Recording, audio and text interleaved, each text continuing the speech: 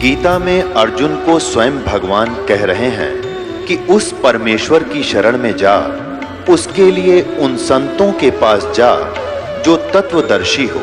इसी प्रकार हजरत मोहम्मद को उनका अल्लाह कह रहा है कि कोई और पूर्ण परमात्मा है, उसको पाने के लिए उन तत्वदर्शी संत की तलाश कर। वो प्रभु कौन है, ये जानने के लिए कृपया अवश्य सुनिए जगत गुरु तत्वदर्शी संत रामपाल जी महाराज के अमृत वचन। परम पिता परमात्मा सर्व सृष्टि रचनहार कुल मालिक कबीर देव कबीर साहब अल्लाहु अकबर,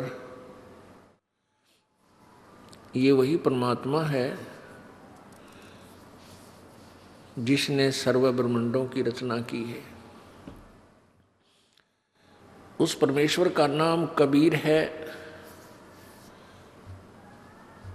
जो उसी नाम से युक्त वो परमात्मा कलयुग में प्रकट होते हैं। वो परमात्मा काशी शहर भारतवर्ष की पवित्र धरातल पर धरती पर सन 1398 संवत 1455 को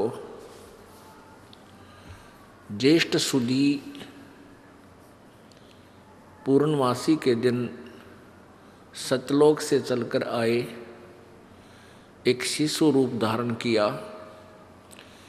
और काशी में बने एक लहर तारा नामक तालाब में विकसित कमल के फूल पर वो पूर्ण परमात्मा विराजमान हुए, एक बालक रूप धारण करके।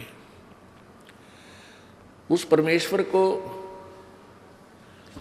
एक नीरू नीमा नाम के जुलाहा पति पत्नी उस कमल के फूल से उठा ले गए। वो निसंतान थे। परमेश्वर ने एक मनुष्य की लीला की, एक जीवन, एक साधारण मनुष्य की तरह जीवन जी करके एक एग्जाम्पल कोड किया, हमारे लिए उदाहरण बनाया कि परमात्मा पाने के लिए न जाति विशेष की आवश्यकता है और न ही घने सेठ की आवश्यकता है, न ही जंगल में जाके वन में जाकर के या गुफाओं में घुस के या नंगा रह के या दाढ़ी मूछ मुंडा के कोई साधना करने की आवश्यकता है। परमात्मा कैसे प्राप्त होता है, वो पूरा जो है परमात्मा ने पूर्ण रूप से सब क्रियाएं हमें प्रैक्टिकल करके दिखाया। परमात्मा ने हमें बताया कि परमेश्वर पाने के लिए अपने आप को प्राप्त कराने के लिए अपना आत्मा को प्राप्त कराना और परमात्मा के दर्शन, परमात्मा से लाभ लेना और दर्शन में बहुत अंतर होता है। अब परमेश्वर के बारे में क्या धारणाएं फैला रखी थी कि परमेश्वर परमात्मा निराकार है, और फिर साथ में ये भी कहा जाता था कि समाधि लगाओ, ध्यान लगाओ और इस शरीर में भगवान दिखाई देगा। तो क्या देखते थे? कहते प्रकाश दिखाई देता है, यही प्रभु है। परमात्मा निराकार है, केवल उसका प्रकाश दिखाई देता है। तो परमेश्वर ने आकर कबीर जी ने स्वयं इस धारणा का, इस भ्रमणा का निवारण किया कि भले आदमियों, तुम परमात्मा का प्रकाश देखने का दावा करते हो और परमेश्वर को निराकार बताते हो, कुछ तो अकल से काम लो। अब सूर्य को निराकार बताते हैं और कहते हैं हमने सूर्य का प्रकाश देखा। सूर्य बिना प्रकाश देखा किसका? प्रभु के बिना प्रकाश तुम देख किसका रहे हो? परमेश्वर ने आकर के यही बताया कि उस परमेश्वर के पाने के लिए ना तो घनी ऊंची जाति, यानी जाति कोई भी हो, जैसे यहाँ 4 वर्ण बना रखे हैं, ब्राह्मण, वैश्य, क्षत्रिय और शूद्र। ये तो हमारी अपनी बनाई हुई सीमाएं हैं। परमात्मा के दरबार में ये कोई सीमा नहीं है। परमात्मा ने आत्मा देखनी है, उसके अंदर कितना कितना लगन है, कितनी श्रद्धा है, ये देखना है। और उसकी भक्ति, वे ऑफ वर्शिप, पूजा की विधि जो है वो शास्त्र अनुकूल देखना है।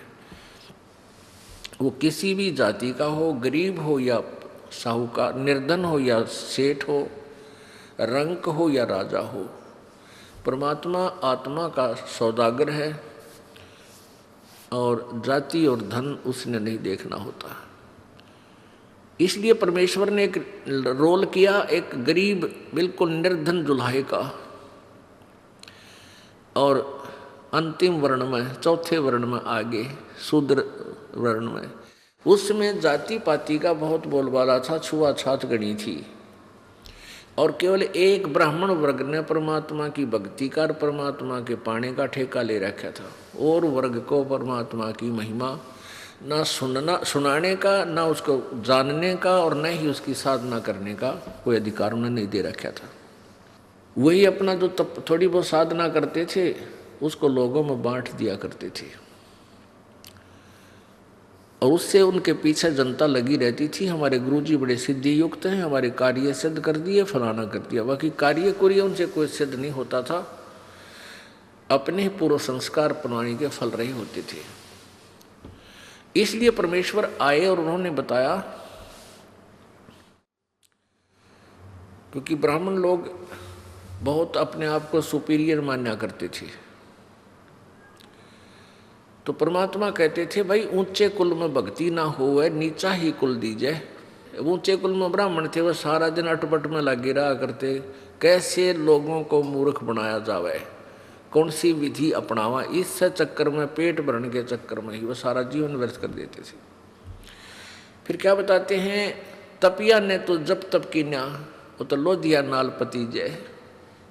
ऊंचे कुल में दुर्योधन रावण ब्राह्मण कुल में था, दुर्योधन क्षत्रिय कुल में था। ऊंचे कुल में दुर्योधन रावण, और नीचे कुल में गणिका, और गणका बिलनी पार उतर गई, गर्भ करो मदन का। अब पुण्यात्मा परमात्मा की महिमा से जब हम परिचित हो जाएंगे, तभी हम भक्त बनेंगे, तभी हम योगी होंगे, तभी हम स्थिर होकर के भक्ति कर सकेंगे। और स्थिर होंगे तभी हम पार होंगे। डगमग होने वाले को कितना ठिकाना नहीं। परमेश्वर कबीर जी ने अपना एक जीवन ऐसे ही व्यतीत किया जैसा कि आपने ऋग्वेद मंडल नंबर 1 सूक्त नंबर 31 के मंत्र नंबर 17 में पढ़ा कि वो परमात्मा कबीर, वो पूर्ण परमात्मा मनुष्यवत परमात्मा जो है, वो परमेश्वर मनुष्य की तरह शरीर युक्त है, और एक साधारण मनुष्य की तरह एक लीला करता है। अपने जन साधारण जैसे अपना धन काम करके रोजगार करता है, रोजगार करके रोजी का व्यवस्था करता है। वो परमात्मा प्रत्येक युग में ऐसे एक लीला करता है, अपने काम जन साधारण व्यक्ति की तरह सारे काम करता है। तो उसमें ये कहा गया कि हे परमात्मा, एक बार फिर उसी तरह आओ जैसे आप पहले आते रहे हो, और हमें ज्ञान बताओ।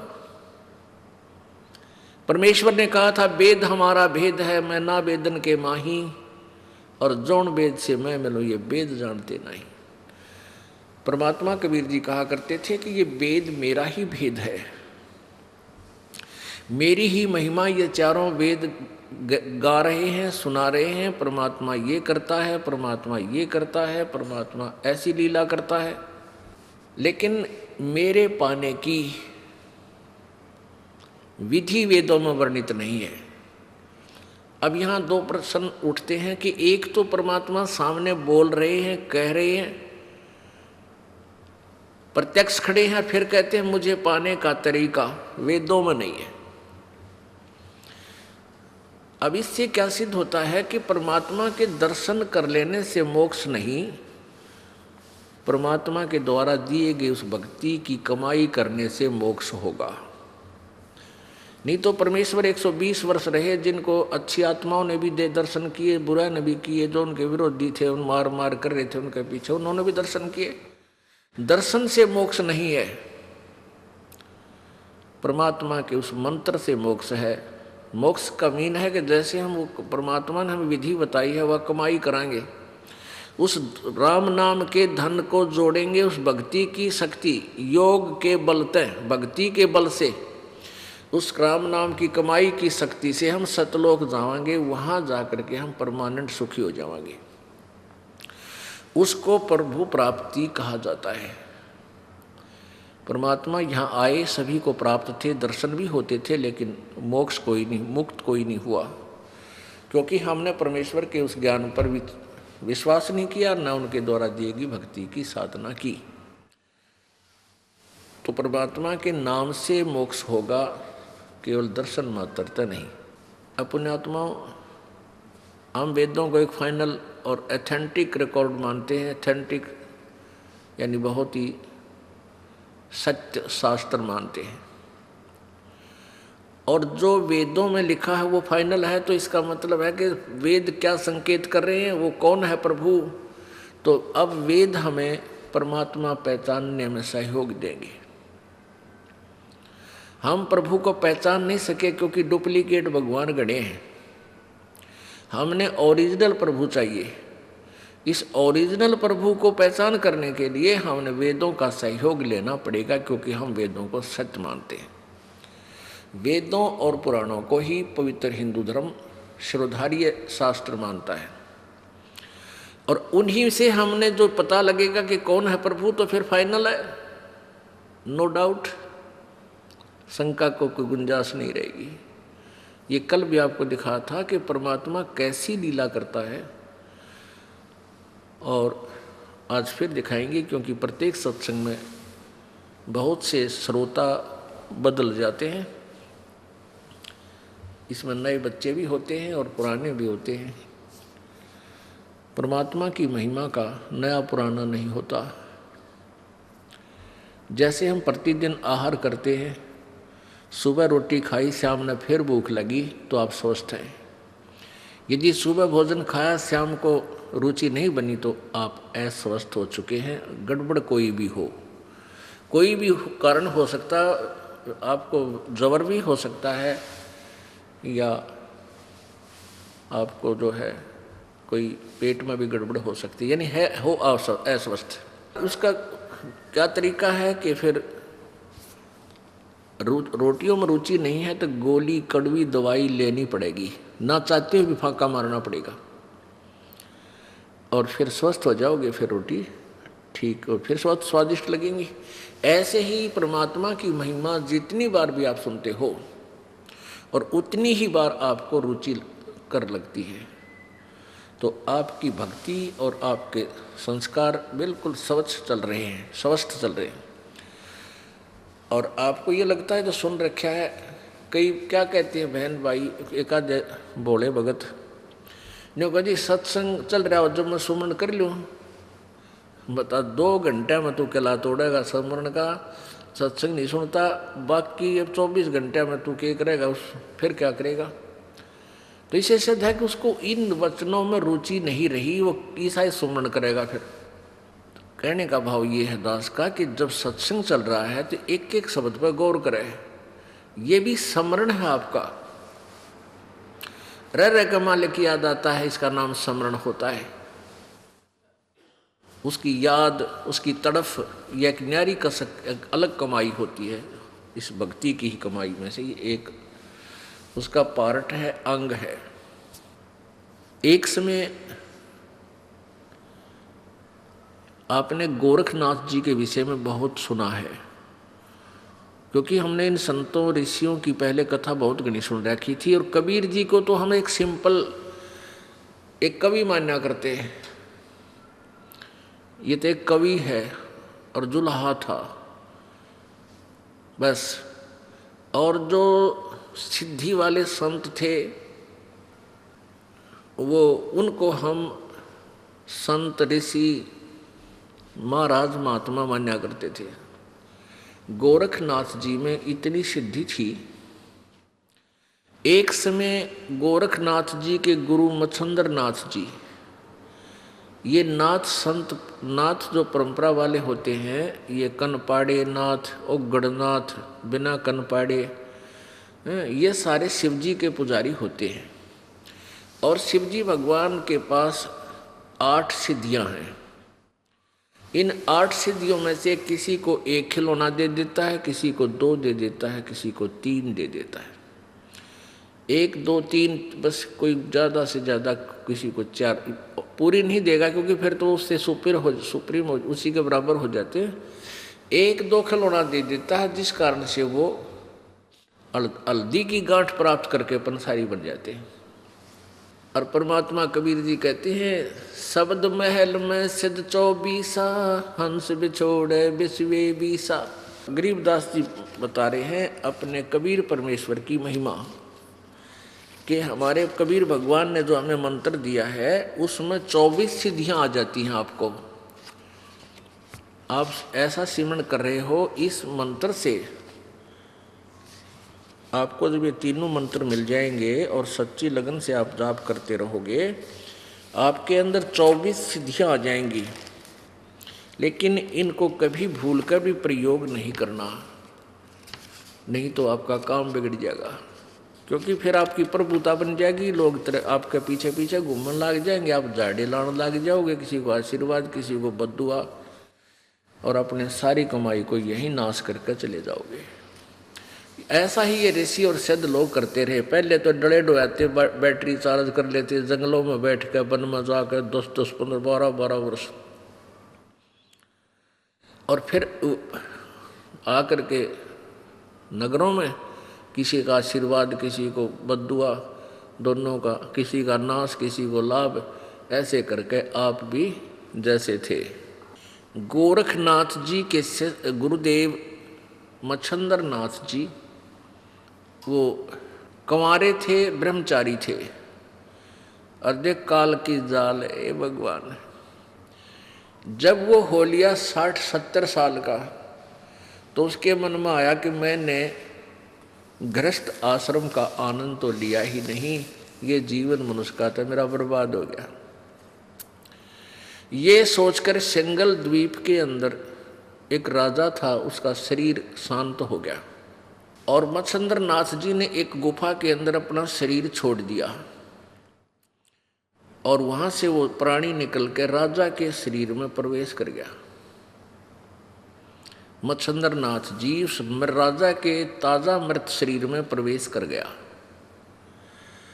राजा कुछ देर के बाद जीवित हो गया। हाहाकार मच गई थी, रानी भी रो रही थी, मंत्री भी रो रहे थे। तो जब वो जीवित हुआ तो राजा वाले लक्षण नहीं थे उसमें, उसको किसी राजकाज का प्राप्त ज्ञान नहीं था। अब कुछ वहाँ राजाओं के पास ऐसे विद्वान पुरुष रहते थे, ये ब्राह्मण लोग। उस ब्राह्मण ने जब देखा, बताया उन व्यक्ति संत ने, ऋषि ने, कि इसमें कोई योगी आत्मा प्रवेश कर गई है, राजा नहीं है। रानी को बता दिया। अब रानी ने तो वो शरीर चाहिए था, उसने कह दिया कि कोई भी हो तुम, कोई दिक्कत नहीं है, ये जीवित रहना चाहिए। फिर उस ऋषि ने बताया कि इस योगी ने जो राजा के शरीर में प्रवेश है, इसने कहीं आस पास अपना शरीर छोड़ रखा है, और ये कुछ दिन के बाद इस शरीर से निकलकर उस शरीर में वापस जा सकता है। रानी ने आदेश दे दिया आसपास अपने सैनिकों को कि किसी भी गुफा या कहीं पर भी कोई शरीर मिल जाए उसको फूंक दो, जला दो।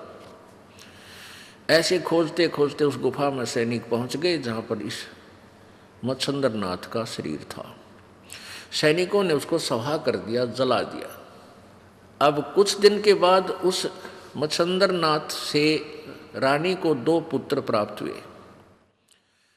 एक दिन किसी दूसरे नाथ के शिष्य ने गोरखनाथ को व्यंग कस दिया कि यदि तू ऐसा चेला है सिद्धि वाला, तो तेरे गुरुजी ने निकालना ना, वो राजा के शरीर में कैद हो गया और वो धक्के खानदा गिरा। उसने अपना योग नाश कर लिया, भक्ति का बट्ठा बैठा लिया। तुम कहे कि शिष्य किसा तेरा गुरु है। तो गोरखनाथ जी को पता चला कि वहां पहुंचे हुए हैं तेरे गुरुजी, जो राजा के शरीर में प्रवेश कर चुके हैं। तो राजा के लड़के का जन्मदिन था, मतलब उस जो मच्छंदर नाथ से उत्पन्न लड़के का जन्मदिन था। और दूसरे शहर से, दूसरे नगर से एक गाने बजाने की पार्टी आ रही थी। उस दिन साज खूब अच्छा नाचना गाना कर रखा था और वो सुप्रसिद्ध पार्टी थी गाने बजाने वाली। उसको विशेष रूप से राजा ने बुलवाया था। रानी ने क्या कर रखा था कि शहर में कोई भी योगी नहीं आ जा। वो जो ऋषि, उसके राजा का जो गुरु था, रानी को बताया उसने कि ये मच्छंदर नाथ योगी है और इसका शिष्य गोरखनाथ बहुत बड़ा सिद्धि युक्त है, वो कभी भी इसको निकाल कर ले जा सकता है। तो रानी ने चारों तरफ सीमा पर, पूरी अपने शहर की सीमा पर चारों तरफ बाउंड्री करवा दी। सिंगल 2 गेट छोड़ रखे थे, उन सब गेटों के ऊपर विशेष पहरेदार लगा दिए थे। कोई भी संत साधु इसमें प्रवेश नहीं कर जा, नगरी में नहीं आवे। तो गोरखनाथ जी ने कई बार चेष्टा की तो वो नहीं प्रवेश कर सका। उस पार्टी में मंडली के अंदर वो मंडली आ रही थी उस नगर में। गोरखनाथ जी ने पूछा भी कहाँ जा रहे हो। उन्होंने बताया कि राजा का ऐसे ऐसे लड़के का जन्मदिन है और हम आमंत्रित हैं, हम वहाँ ढोलक ढालक बजाने जाएं, गाने गुने गावेंगे। अब गोरखनाथ ने सोचा भाई अब ये तरीका बनेगा वहाँ प्रवेश करने का। अब गोरखनाथ जी ने अपनी सिद्धि से उनके एक ढोलकिए का, एक ढोलक बजाने वाला होता है, वो तबले से, वो तबले बजाया कर कट कट कट कट, उसके दस्त लगा दिए अपनी सिद्धि पे। और उसके इतने दस्त लगे कि 5-5 मिनट में वो फ्रेश होने जान लग गया। अब वो बिल्कुल शहर के पास आए हुए थे मंडली। उनके मुखिया ने सोचा भाई आज बात बिगड़ेगी और कोई नया यदि हम रखेंगे तो ताल में ताल नहीं मिलेगी और राजा का काम से मनमाने सजा दे दे। ये तो बहुत बात बिगड़ी इन टाइम पे। तो गोरखनाथ बोला भाई क्यों चिंतित हो तुम मंडली वाले हो। वो मुखिया बोला उनका कि महाराज जी बात यूँ है कि हमारा ये ढोलकी का जो है ना, तबले बजानी है का दोस्त लाग गए। तो गोरखनाथ जी बोला भाई तबला तो मैं भी बहुत बढ़िया बजा दूँ, अग बजा के दिखा। ये उसने ला दी ताल, उनको फिट बैठ की बिल्कुल सही मिल गया, भला हो भगवान तेरा। तो उसको लेकर वो आगे। अब वहाँ जब वो गाना गाने लगे, मच्छंदर नाथ बैठा उस राजा के शरीर में, रानी बैठी आसन पे, दोनों बच्चे गोदी में। अब वो ढोलकी बजावे है, जाग मच्छंदर जाग, गोरख आ गया जाग मच्छंदर जाग। ये वो अंदर तो थी उसमें वो आत्मा तो वही थी, वो फड़क्या। तो उनकी नजर में नजर मिली। अब मच्छंदर ने कहा, यानी राजा ने कहा कि ये ढोलकी वाला बहुत अच्छा आदमी है, इसको यहीं रख लो। वो वहीं रख लिया।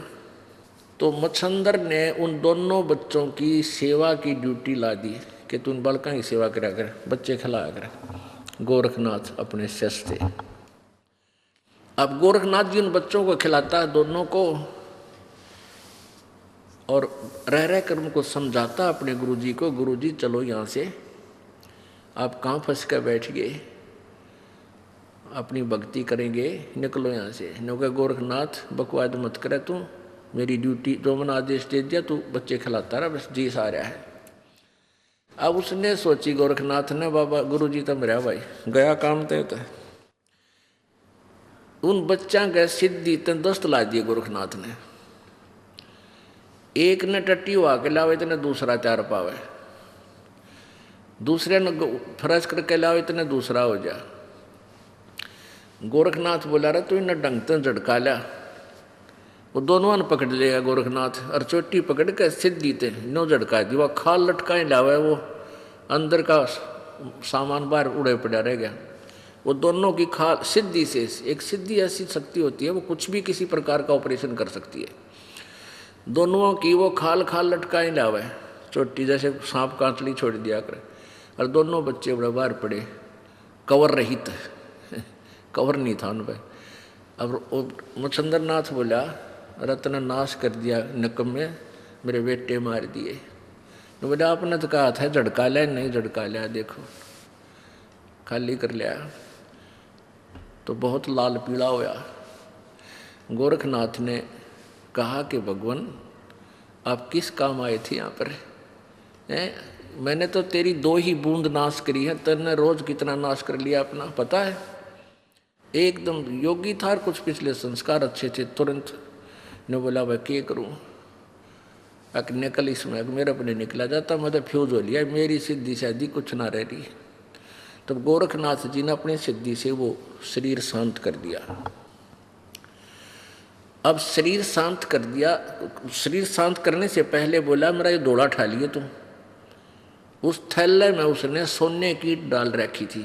मच्छंद्र नाथ ने चल ध्यान ले चलूँ, अब आगे भंडारा में काम आऊँगी। सोने की ईट अच्छी इतनी मोटी मोटी 3-4 ले रहा था सोना, यानी किलो पक्का। गोरखनाथ ने जब तक ठा लिया, आगे जाके देखा कि मैं, उसने बताया था कि उस गुफा में मेरा शरीर है, उसमें प्रवेश करूँगा। वो शरीर पाया नहीं। तो गोरखनाथ जी ने क्या किया कि वहाँ अस्थि पड़ी थी, उसकी अस्थि मच्छंद्र नाथ की, जो फूके हुए शरीर से, भस्म किए हुए शरीर की बची हुई अस्थि, यानी वो हड्डियाँ पड़ी थी।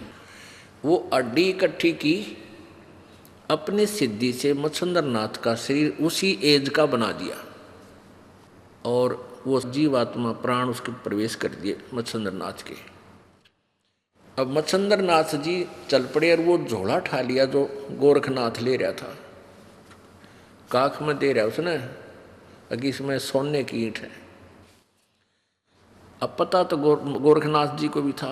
मच्छंद्र नाथ बोला भी पानी पीऊँगा, इस कुएं में बच्चा जल निकाल।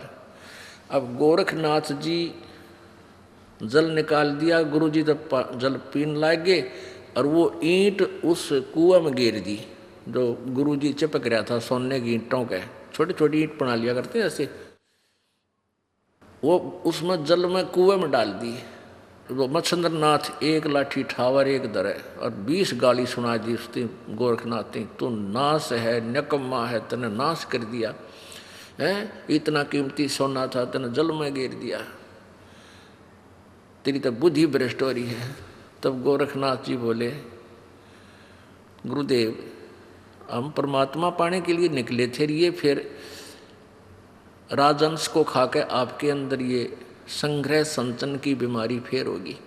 तो जब वो बिल्कुल शांत ना हुआ ना मच्छंद्र, गोरखनाथ, वहाँ एक छोटी सी पहाड़ी थी, अपनी सिद्धि शक्ति से उस पत्थर को, पूरी पहाड़ी को सोना बना दिया। अगले गुरुजी एक ईंट पर मरण न हो रहे, उठा लो, कितना उठाओगे इसमें। तब गोरखनाथ मच्छंद्र नाथ शांत हो गया। रे तरह के जो भैया कित डले डो रहा हूँ, कहीं मट्टी का करोगे क्या तुम? यानी अब जो ये दास आपको एग्जाम्पल देने जा रहा है, इसका रिजल्ट देखना क्या होगा। इसको तत्व ज्ञान कहते हैं। तत्व ज्ञान क्या होता है, जैसे देसी घी ने गर्म करे और फिर अच्छी तरह ताक नारा डाल दे, वो शुद्ध हो जाता। तो ये शुद्ध घी जो है ये तत्व ज्ञान है। अब हमने केवल वो खिचड़ी ज्ञान सुन रखा था जिसमें वो सारा डंगा भी अंदर ही होता है, मक्खन जिसे बोलते हैं। अब वो दोनों गुरु चेला आगे, ठीक है। अब ये देखना कि गोरखनाथ जी ने मुर्दा भी जीवित कर दिया और एक पहाड़ी को सोने में भी परिवर्तित कर दिया, और फिर भी मोक्ष नहीं था। फिर भी मोक्ष नहीं था। क्या बताते हैं परमात्मा कि ये सिद्धियां जो होती हैं ये इस प्राणी की शत्रु होती हैं। इन सिद्धियों के कारण इसमें प्रभुता आ जाती है, दुनिया नमस्कार करती है, उसके चारों तरफ मंडरा जाती है और फिर वो प्रभु बन जाता है और यथार्थ साधना ना करके फिर यहीं पर वो अपना 84 लाख योनियों में धक्के खाता रहता है।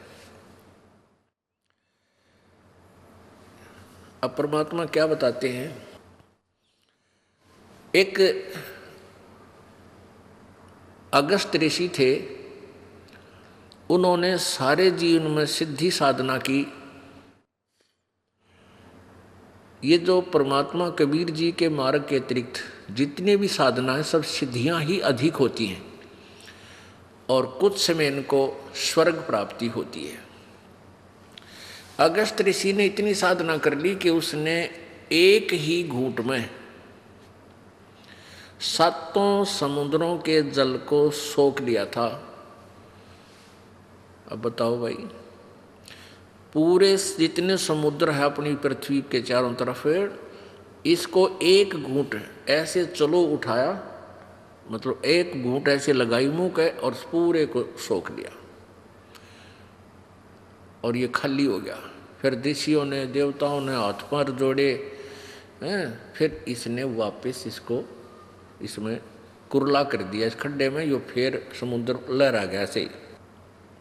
अब पुण्यात्मा फिर भी मोक्ष नहीं हुआ, अगस्त ऋषि का भी मोक्ष नहीं हुआ। दुर्वासा जी बहुत सिद्धि युक्त थे, वो भी मोक्ष से खाली रहे। अपने एक वचन से उसने यादों का पूरा कुलनाश कर दिया था दुर्वासा जी ने। तो क्या बताते हैं परमात्मा कबीर परमेश्वर जी की महिमा, संत गरीबदास जी अपनी अमृतवाणी में कबीर जी से प्राप्त ज्ञान को कैसे समझाते हैं। शब्द महल में सिद्ध चौरी 24 हंस बिछोड़े बिस्वे 20। कि हमारा जो सत्य नाम है, सच्चा नाम है, जो वास्तविक मंत्र हम देते हैं, इसमें 24 सिद्धि आपको आ जाएंगी और ये हंस को परमात्मा से विमुख करेगा ही करेगी यदि इनके ऊपर आश्रित हो गए, इनको प्रयोग करना प्रारंभ आपने कर दिया। एक बहन बता रही थी कि मैंने अपना कोई रिलेटिव था, उसका तकलीफ थी, उसको बता दिया कि आप ये मंत्र जाप कर लो। कहने लगी वो तो ठीक हो गया और मैं बीमार होगी। अब क्योंकि उसके वो कमाई थी उसके पास, उसने उसको दे दी, वह गुरु बन गई उसकी। और गुरु बनने के बाद यानी तो उसकी कमाई उसमें दूसरे में जाना स्वाभाविक शुरू हो जाती है। जैसे एक टायर से दूसरे टायर में हवा भर दी जा तो वो पहले वाले टायर की कम हो जाती है, उसमें चली जाती है। तो ये तरीका नहीं है। परमात्मा की भक्ति रूपी हवा को विधिवत ही भरवावे। गुरु जी के पास वो पंप होता है जो कितने ही भरवा ले सबके टायरों को फुल कर देता है। और टायर से टायर में डालते हैं तो वो हम अपना भी काम बिगाड़ रहे हैं। तो ऐसे ही होता रहा। अब हम आशीर्वाद देते हैं, जैसे बूढ़े बुजुर्ग आशीर्वाद दिया करते और बच्चे उनके चरण छूते वो आशीर्वाद देते थे, तो वो टायर से टायर में हवा डाला करते। लास्ट में बूढ़े की बिरान माटी हो जाती, वो आशीर्वाद दे के उन बच्चा ने थोड़ा बहुत लाभ दे देता था। जिसी भी उसकी टोकरी में, उसके थैले में जो धन था भक्ति का, वो ख़त्म कर देता था, बाद में आप भुगत कर मेरा करता। तो ये तरीके हमने सारे गलत अपना रखे थे, इनको सबको सुचारू करना पड़ेगा। भले ही एक बार आपको थोड़ा कठिनाई का सामना करना पड़ेगा, क्योंकि समाज सारा ही विपरीत दिशा में जा रहा है, तो हमने इसको सुचारू करने में इन कठिनाइयों को भी झेलना ही पड़ेगा। शब्द महल में सिद्ध 24 हंस बिछोड़े बिस्वे 20। बिस्वे 20 माने पक्कम पक्का। और इस जीव को ये परमात्मा से दूर करता है, ये सिद्धि 24। एक सिद्धि सुरदेव मिलावे, एक सिद्धि मन व्यर्ति बतावे, एक सिद्धि होवे पवन स्वरूपी, एक सिद्धि होवे अनुरूपी, एक सिद्धि निस्वासर जागे, एक सिद्धि सेवक हो आगे, एक सिद्धि सुरगापुर जावे, एक सिद्धि जो सब गट छावे, एक सिद्धि सब सागर पीवे, एक सिद्धि जो बहुजुग जीवे, एक सिद्धि जो उड़े आकाशा, एक सिद्धि परलोक के वासा, एक सिद्धि कष्ट तन जारा, एक सिद्धि तन हंस नियारा, एक सिद्धि जल डूब न जाई, एक सिद्धि जल पैर न लाई, एक सिद्धि बहु चोले धारे, एक सिद्धि नितत विचारे, एक सिद्धि पांचों तत् नीरम, एक सिद्धि जो बज्र शरीरम, एक सिद्धि पीवे ना खाई, एक सिद्धि जो गुप्त छिपाई, एक सिद्धि जो ब्रह्मांड चलावे, एक सिद्धि सब नाद मिलावे, एता खेल खिलारी खेले, सो हम हंसा प्रगट बेले, 24 को ना मन चावे, सो हंसा शब्द अतीत कहावे, परासिद्धि पूर्ण पटरानी, सत्यलोक की कहूँ निशानी, सत्यलोक सुख सागर पाया, सतगुरु भेद कबीर लखाया, परमहंस पे देखो परवाना, जन कहता दास गरीब दीवाना। अब क्या बताते हैं, एक सिद्धि सुरदेव मिलावे, एक सिद्धि मनवर्ती बतावे, एक सिद्धि मन वृत्ति बतावे। अब आपको बताते हैं, 5-4 उदाहरण देंगे कि ये एक एक हल्दी की गांठ लेकर पंसारी की मोर ला लेना है। अब जैसे मन की वृत्ति बताने की भी एक सिद्धि होती है कि आपके मन में क्या सोच रखी है। एक बार हमारे ताऊ के लड़के की भैंस चोरी होगी और उस भैंस की का को पता नहीं लगा, तो किसी ने बताया कि वहाँ एक इधर गुड़गांव साइड में एक व्यक्ति है, वो जाते बता देता किसने चोरी करी। तो मेरे पिताजी भी और 2-4 और व्यक्ति वो वहाँ पहुँच गए और उसने क्या कहा, भी तुमने जिस पर शक हो 5-10 पर्ची बना लो और उसमें जिसका शक हो वह भी लिख दो। तो प्रत्येक ने उसी कॉलोनी में जहाँ से चोरी हुई थी एक व्यक्ति पर शक था, सब ने सोच रहे थे भाई यू आदमी कर सके इस काम में। तो जितने भी वहाँ व्यक्ति गए थे सबके मन में एक ही राय होगी, उसने उस आदमी का नाम लिख दिया और औरा का नाम लिख दिया, कुछ अपना लिख दिया और वो सारी पर्ची उसके पास डाल दी। उसने उसी समय वही पर्ची उठाकर उनको दे दी, ये है तुम्हारा चोर। ये वो वापस आ गए, उन्होंने पुलिस को दे दिया कि हमारा यूँ चोर है। पुलिस ने उस आदमी से पूछा था कि आखिर में पुलिस कहने लगी भाई यूँ चोर नहीं है। फिर किसी ने बताया भी उस दूसरे स्थान पर एक और आदमी है, वो पक्की जाते बता दे। उसने भी ऐसे ही कहा कि भाई तुमने जिस पे शक है उसका नाम लिख दो और भी सब 10-9 नाम और लिख दो। और फिर उन सभी ने एक और के ऊपर शक हो गया कि उस पर है भाई वो पक्का वो चोर है। उसने वही निकाल के दे दी कि ये तुम्हारा चोर है। अब वो वापस आए, फिर उन्होंने पुलिस से कहा, पुलिस बोली भाई ये चोर नहीं है, खूब वेरीफाई कर लिया हमने। वह भैंस नहीं मिली, वो 1000-2000 रुपये और लुआ दिए और कुछ आने जाने। तो वो मन की वृत्ति बताने की एक हल्दी की गांठ उसके पास थी जिस तरह लोग गाना मूर्ख बना रहा था। और उसमें से कुछ एक ऐसा था कि वो फिट हो जाती थी, सच्ची पा जाती थी कि एक आदमी बस शक भी सच्चा हो जाए किसी का। तो यहाँ क्या बताते हैं, एक सिद्धि सुरदेव मिलावे, एक सिद्धि मन वृत्ति बतावे। जैसे मीराबाई के पास पूर्व जन्म से, क्योंकि पिछले जन्म की भी बैटरी चार्ज आपके साथ रहती है, वो जब तक चलती है तो उसे बहुत से चमत्कार हो जाते हैं। मीराबाई के पास एक सिद्धि थी कि वो जिस इष्ट की पूजा करती थी वो इष्ट उसके सामने आ जाता था। वो कृष्ण जी को मानती थी और जब वो आत्म विभोर होकर उसको याद करती थी तो उसके सामने आकर वो भी उनके साथ डांस करते थे। तो एक सिद्धि सुरदेव मिलावे, कुछ तो पिछले जन्म की सिद्धियां होती हैं।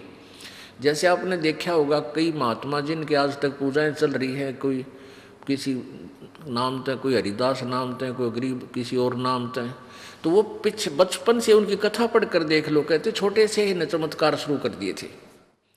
हरिदास जी के बारे में बताते हैं कि वो किसान परिवार में जन्म था और दोपहर में वो 10 वर्ष का बालक था, अपने पिता के पास गया हुआ था।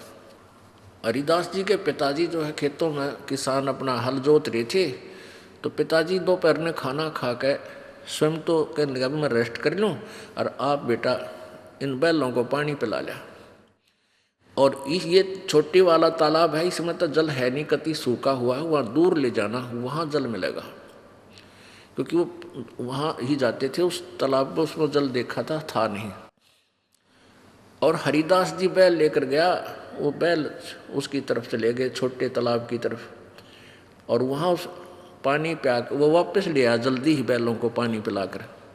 उसका पिताजी बोला अरे पानी पिया के नहीं लाया तू बैलों को, अब पिला लिया जी, इतनी जल्दी कैसे ले आया तू? वहाँ नहीं ले गया, वो कम से कम 1 किलोमीटर दूर था, और वो दूर जो छोटा तालाब सूखा पड़ा था वो था ज़्यादा से ज़्यादा 400 फुट की दूरी पे।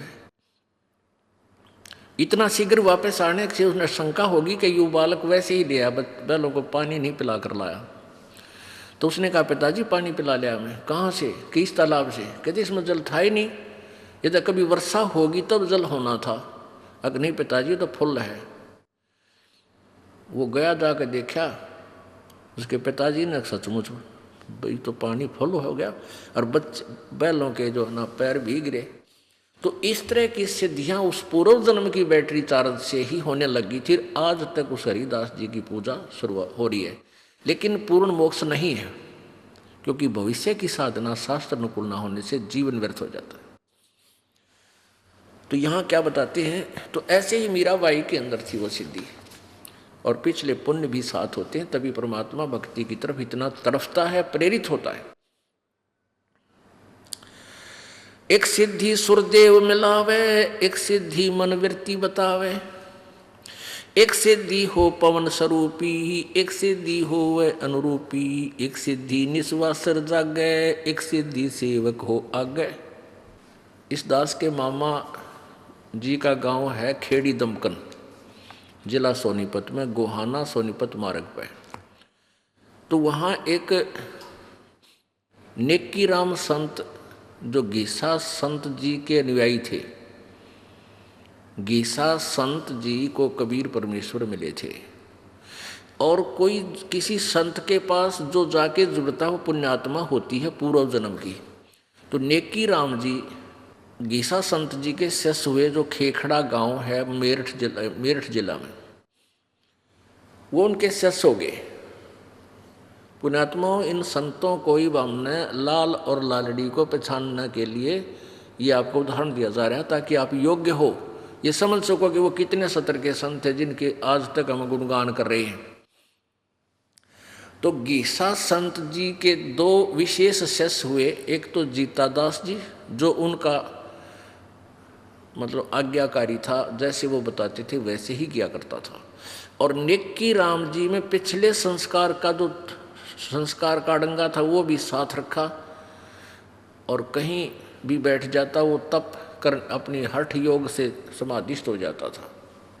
तो उसने क्या किया, वो खेड़ी दमकन गांव में उनका एक आश्रम बना हुआ है, और एक यहाँ निर्जन गांव है जींद में, यहाँ भी उस नेकी राम जी के नाम से ही एक आश्रम बना हुआ है। तो वहाँ क्या बताते थे वो, उस गांव खेड़ी दमकन के व्यक्ति हमारे मामा जी और वो नाना जी कहा करते कि नेकी राम जैसा संत नहीं देखा। वो यहाँ आकर के एक वृक्ष के नीचे बैठ गए थे, बनी होती थी पहले, छोटा जंगल, उसको बनी बोलते थे, जो गांव के चारों तरफ होता था, जिसमें उसके बाद फिर खेत शुरू हो जाते थे। उस बनी में आकर के बैठ गया एक वृक्ष के नीचे, और देखने वाले को संत को परमात्मा का रूप जान करके साधु श्रद्धालु भक्त गांव के जाते हैं। भगतजन जाकर बैठ गए, उनकी सेवा करने लगे। तो एक दिन एक भक्त ने कहा कि अभी महाराज जी तो दिन रात सोता नहीं, कभी भी दिन में तो हमारे से बातचीत करे है, रात में सारी रात जागता है, बैठा रहता है, भजन करता है। तो गांव के लोगों ने गुप्त रूप से छुप के उसकी परीक्षा की, तो देखा, छुप के देखते रहे। 15 दिन तक वो सोया नहीं, दिन रात जाग्या करता। और स्वस्थ 1 महीना हो गया, 2 महीने तक वो ऐसे नहीं सोया। तो पूरा गांव उसके ऊपर डिवोट हो गया, समर्पित हो गया। भाई महाराज के चाड़ा पड़ा है, उसको वहीं रख लिया। महाराज जी यहाँ रखो, उससे प्रवचन करो। उसका एक आश्रम गाड़ दिया और आज तक डले ढोरे हैं, किसी के पास खख नहीं, सारे बिरन में टिवरी। तो ये एक बीमारी थी, इन सिद्धियाँ के कारण ये प्रसिद्ध हो गए। अब हमने पहचान करनी है कि वो मोक्ष मार्ग कौन सा है जो परमेश्वर ने आके हमें बताया। तो ना तो कबीर जी ने ऐसी क्रियाएं की जो नेकी राम जी करते थे। तो कबीर पंथी कैसे हुए वो? क्योंकि गीसा पंथी भी अपने आप को कबीर पंथी मानते हैं। तो हम पंथी तभी होंगे जब परमात्मा कबीर जी द्वारा बताए गए भक्ति मार्ग को ए से लेकर जेड तक सारे को अपनाएंगे। ए ले लिया फिर बाकी छोड़ दिया, वो पंथ नहीं है, वो मार्ग ठीक नहीं है, वो विधि ठीक नहीं है, तो हमारा मोक्ष नहीं होगा। एक सिद्धि निस्वा सर जागे, एक सिद्धि सेवक हो आगे। अब जैसे एक कथा है कि परमात्मा की भक्ति में हम तो उदाहरण देते हैं, लेकिन इस सिद्धि से भी अब इसका कनेक्शन है। जैसे कई भक्त कहते हैं भाई इस मन ने क्यों कर डाटा, ये तो भूत है, ये कोई न कोई कुबद सोचता ही रहता है। तो संत ने, परमात्मा ने, संतों ने ये बताया है कि इस मन को कैसे रोके। काम हो इतना तक काम करे, ना राम नाम पर ला दे। एक सिद्ध ने अपने चेले से कहा, बेटा ये तू सिद्धि कर ले। उसने वह सिद्धि कर ली, होगी तेरी सिद्धि कंप्लीट होगी है, और इसको मेरी अब्सेंस में प्रयोग मत करना। एक बार गुरुजी चले गए सैर सपट्टे ने 1-2 दिन के लिए। तो चेला एक दिन तक दुखी हुआ, रोटी राटी खुद बनाई। पहला गुरुजी बनाता था उसकी रोटी, खाना बनाता था, ये मांग कर लाता, आपा बनाता, फिर उस दिन वो आप ही मांग कर लाता, चेला मांग कर लाता था, गुरुजी रोटी बना दिया करता। उन्होंने ऐसे सेवा बांट रखी। अब चेला आप पे लाओ और आप पे बनाओ, दुखी सा हो गया। उसने सोची अब गुरुजी ने कोई सिद्धि कराई थी मेरे, तो उसने प्रयोग करके देखता हूँ कि सांग है वो। तो उसने वह सिद्धि को, यानी वह फ्लोपी खोल दी, सीडी खोल ली। वह सिद्धि उसने अपनी खोल ली, तो उसमें क्या हुआ कि एक जंद हो गया खड़ा सामने, एक भूत। और वो कहने लगा, बाबा जी बात सुन ले, या तो मैंने काम बताए रखिए, ना तेरी टिटवी दाबूंगा। जय मुझे तूने काम नहीं बताया तो तन्ने मारूंगा। अब वो डर गया भाई तक सूता का। वो कहने लगा, जा आटा मांग के ला। वो आटा मांग लिया मिनटों में। फिर कहने लगा, तू अग्नि जला दी। रोटी बना दी। कहने लगा, पानी लिया, पानी भी लिया। फिर बोला, झाड़ू लगा दिया कि बोले। अब वो मर गया भाई, ये भी वो कसूता काम हो गया। इतने में गुरुजी आ गया। वो डर बहुत गया कि भी वो मारेगा तेरे को। वो गुरुजी आ गया तो अब दौड़ के गया और गुरुजी के चरणों में गिर गया और कहने लगा, गुरुजी मुझे बचा लो। क्या हो गया भाई, क्यों मारेगा? गुरुजी बोले, निकम्मे, मैं तेरे को नाट्या था भाई, मना किया था कि मेरे सामने ही उसको प्रयोग करना, मेरी अब्सेंस में नहीं करना। तने गलती कर दी। पर एक काम कर, इसको न्यू कह दे, एक लंबा बांस ले आ। उसको कह दिया उसने, जा भाई जंद लंबा बांस ले आ। वो लंबा बांस ले आया। फिर गुरुजी बोला, इसने न्यू कह जड़ गाड़ दे जमीन में। उसने कहा, तो उसने गाड़ दिया। फिर गुरुजी बोले, न्यू कह दे इसने, इसके ऊपर चढ़ दे जा, उतरे जा, मैंने काम होगा जब तने बुला लूँगा, ना यूँ काम लगा रहे। तो कहने का भाव ये है कि इस मन रूपी भूत ने इस राम नाम के बांस पर गाड़ चढ़ाना शुरू कर दो। यो परमात्मा ने बांस दे दिया आप तई सिमरन का। जब ये भूत काम से फुर्सत हो, काम करे, इतने काम करे, और फिर इस भूत ने इस राम नाम के बांस पर चढ़ाए रखे, इन्हें नीचे नहीं उतरने देना। यो फिर कोई और को भी सोचेगा, ना जाने किरा की रागनी कंपटीशन में जा बिठावेगा। तो एक सिद्धि सेवक हो आगे, अब वो सिद्धि जो उसने की थी उसका दास बन गया, जो आज्ञा दे वो काम वो करने लग गया। तो ये भी मोक्ष नहीं है, युद्ध एक नौकर अपनी कमाई तो एक नौकर रख लिया, 1.5 साल। एक सिद्धि सुरगापुर ध्यावे, एक सिद्धि सब गठ छावे, एक सिद्धि सब सागर पीवे, एक सिद्धि जो बहु जुग जीवे। एक सिद्धि सुरगापुर ध्यावे, एक सिद्धि जो उड़े आकाशा, एक सिद्धि परलोक के वासा। आकाश में उड़ जाने की भी एक सिद्धि होती है। बस जो सुखदेव ऋषि के पास थी वो आकाश में उड़ जाता था, पूर्व जन्म की सिद्धि तय, और स्वर्ग में चला जाता था, उसको वहाँ स्थायी स्थान नहीं मिला। उसको भी आदेश दिया गया विष्णु जी के द्वारा कि वापस जाओ, गुरु बनाओ, और गुरु जी के द्वारा दिए गए भक्ति धन को इकट्ठा करके फिर यहाँ आओ बेटा, ऐसे कोई ना रहने दे तेरे को यहाँ पर। गर्भ योगेश्वर गुरु बिना वो करता हर की सेवे, पूजा भी करता था वो, लेकिन गुरु जी नहीं थे उसके, बिना गुरु के करता था। और पूर्व जन्म से उसमें सिद्धियां भी थी, तो वो अंडी पाक गया, वो पूरा फूल गया कि तेरे जैसा कोई ऋषि नहीं आकाश में उड़ जाता है, और भक्ति तू कर ही रहा है, गुरु की आवश्यकता क्या है। तब विष्णु जी ने उसको समझाया, जाके नाम ले राजा जनक से। तो कहने का भाव ये है कि फिर उसने राजा जनक जी से उपदेश लिया, गुरु बनाया, फिर वो स्वर्ग में गया, बैकुंठ में गया। परमेश्वर कबीर जी कहते हैं, गर्भ योगेश्वर गुरु बिना वही लाग करता हर की सेवे। कहे कबीर बैकुंठ से वो फेर दिया सुखदेव, बैकुंठ से स्वर्ग से वापस भेज दिया गया था। राजा जनक को गुरु किया फिर किन्नी हर की सेवे। कहे कबीर बैकुंठ में भाई उल्ट मिले सुखदेव, फिर वो स्वर्ग में गए। तो क्या बता रहे हैं परमात्मा, एक सिद्धि जो उड़े आकाशा, आकाश में उड़ जाने की एक सिद्धि होती है। पुण्यात्माओं जैसे आकाश में उड़ गया कि केला टूट गया, क्या हो गया उसे, क्या मोक्ष हो गया। हम उस समय जैसे ही कोई आदमी थोड़ा सा भी 2 फुट ऊपर हो जाए जमीन तो सारा दुनिया कटका मर जाए उसका पाछा, वो औरत तो भगता पड़ा है, तो ये तो भाई कति है भगवान पा लिया। नहीं, जैसे चींटी होती है ना, चींटियाँ कीड़ी, इनमें कुछ पाँखों वाली कीड़ी होती है और उनसे थोड़ी मजबूत भी होती है, बड़ी शरीर में भी तगड़ी होती है, और वर्षा के दिनों में वो अपने बिलों से बाहर निकल आती है, और बाहर जहाँ कहीं लाइट चस रही होती है, पहले तो दीपक होया करते थे, उन दीपकों के ऊपर जाकर वो जड़कर मर जाती थी।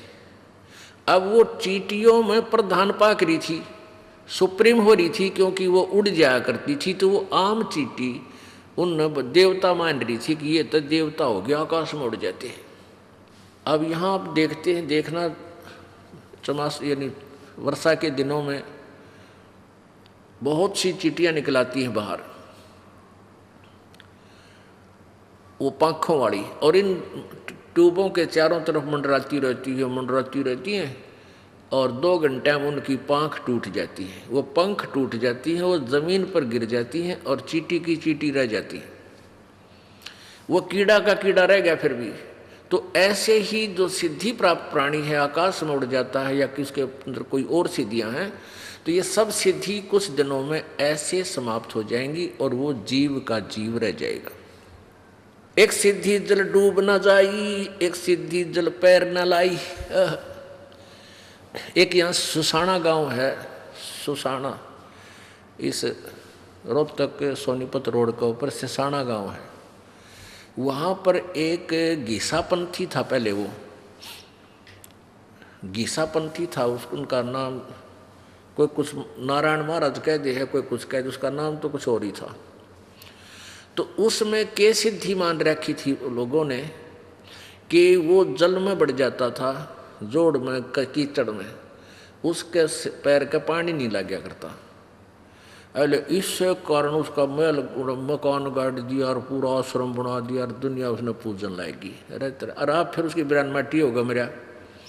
लास्ट में उसके पैरा में भी जो ना सोजन आ गई थी और कीड़े चाल पड़े थे, ऐसा दुखी होकर उसकी मृत्यु हुई। कई महीनों तक शरीर घाट पर चारपाई पर पड़ा रहा।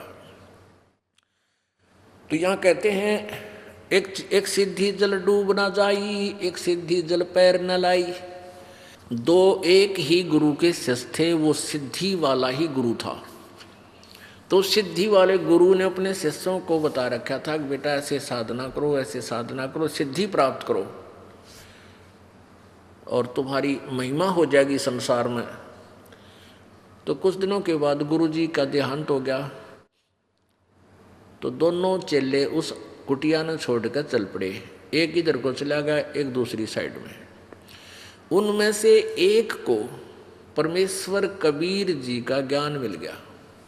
यानी कबीर जी का अनुयायी कोई संत था, उसका ज्ञान सुना तो उस व्यक्ति ने अपना वो महात्मा, सिद्धि वाले महात्मा का मंत्र छोड़कर आत्म कल्याण वाला मार्ग अपना लिया। उस पता लगा कि सिद्धियां तो बच्चों के खिलौने हैं, काल की भूल भुलैया है। उसने वो साधना त्याग दी और गुरु बदल लिया।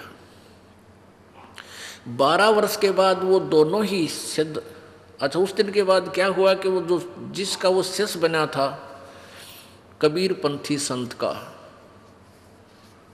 पुण्यात्माओं, ये लीलाएं जो होती हैं ये परमेश्वर कबीर जी ही आते हैं अपने ज्ञान और भक्ति को स्थायी यानी उसकी महिमा बनाए रखने के लिए।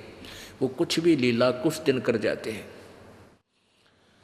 अब वो गुरु जी जिसका वो कबीर पंथी शिष्य यानी कबीर जी अपने ही मार्ग को फिर दोबारा प्रशस्त करने के लिए स्वयं भी आ जाते हैं। जैसे कबीर जी 600 वर्ष पहले स्वयं आए थे, परमात्मा अपना ज्ञान देंगे, भक्ति बताएंगे। अब इस कलयुग में, इस पिछली पीढ़ी में इसको प्रफुल्लित करना था, उन्होंने स्वयं ही आना था। खुद कहकर गए थे कि हम आएंगे 12वें पंथ में यानी गरीबदास वाले पंथ में, आगे चल के हम आएंगे। तो वो नहीं आए तो ये दास बेच दिया। अब वही पंथ को फिर सेट किया जा रहा है। जो मालिक ने पहले ज्ञान दिया था उसी को अब जो है ना कार्यान्वयन किया जा रहा है, उसको प्रैक्टिकल करवाया जा रहा है। पहले थ्योरी भगवान दे के गए थे हमारे को। तो ऐसे ही प्रभु आप ना आकर के कोई ऐसा अपना सिद्धि, अपना कृपा पात्र संत भेज देता है। तो उस ज्ञान के आधार से उस सिद्ध वाले एक चेले ने उस संत से उपदेश ले लिया। और वो तो परमात्मा पाने के लिए घर छोड़ के गया हुआ था, वो सिद्ध वाला चेला। तो उसने अपने गुरुजी के प्रत्येक आज्ञा का पालन किया, जो तत्वदर्शी संत था। उसने पूरी श्रद्धा से सेवा भी की, प्रत्येक खरा हुआ प्रत्येक पॉइंट से। तो उस संत ने उसे मरने से पहले, मृत्यु से पहले अपना उत्तराधिकारी बना दिया, बेटा तू नाम दिया करिए। और ऐसा वो शरीर फिर छोड़ गए। फिर वो चेला वहाँ से भी वो एक दिन फिर दोनों, वो पहले वाला उसका गुरु भाई जो सिद्ध वाला चेला था और स्वयं, वो कहीं एक समागम था, कोई संतों का मेला सा भर जाता है एक दरिया के ऊपर यानी नदी के ऊपर किनारे पर।